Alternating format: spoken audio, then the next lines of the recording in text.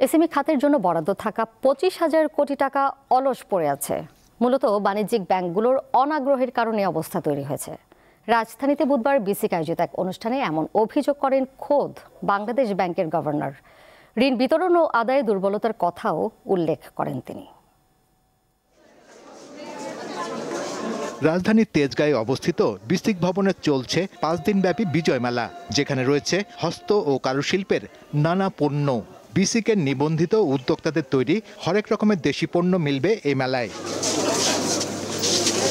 বুধবার এই মেলা পরিদর্শনের পাশাপাশি বিসিকের এজিএমে যোগ দেন শিল্প উপদেষ্টা ও বাংলাদেশ ব্যাংকের গভর্নর। বিগত সরকারের সময়ে এসএমই খাত অবহেলিত ছিল উল্লেখ করে শিল্প উপদেষ্টা বলেন, মোট কর্মসংস্থানের সিংহভাগকে দাবিয়ে রেখে অর্থনৈতিক উন্নয়ন সম্ভব নয়। বিসিক অনেক উদ্যোগ তৈরি করেছে সত্যি, কিন্তু আমলাতান্ত্রিক জটিলতা, ঋণের অভাব এবং সেবার মান প্রশ্নে উদ্যোক্তাদের অভিযোগও কিন্তু কম নয়। তাই জুলাই অভ্যুত্থানের পরবর্তীতে আমরা বাংলাদেশে এমন বিসিক দেখতে চাই যা সম্পূর্ণভাবে স্বচ্ছ, জবাবদিহিতামূলক এবং উদ্যোক্তা বান্ধব। অনুষ্ঠানে গভর্নর ক্ষুদ্র উদ্যোক্তাদের ঋণ পেতে নানা ভোগান্তির কথা তুলে ধরেন। সত্যি কথা বলতে সারপ্রাইজ যে মাত্র 200-250 কোটি টাকা আপনারা ঋণ দিচ্ছেন।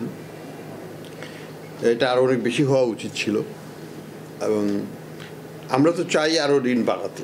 এই মুহূর্তে 25,000 কোটি টাকা আমাদের হাতে আছে, কিন্তু ব্যাংকগুলো দিতে পারছে না।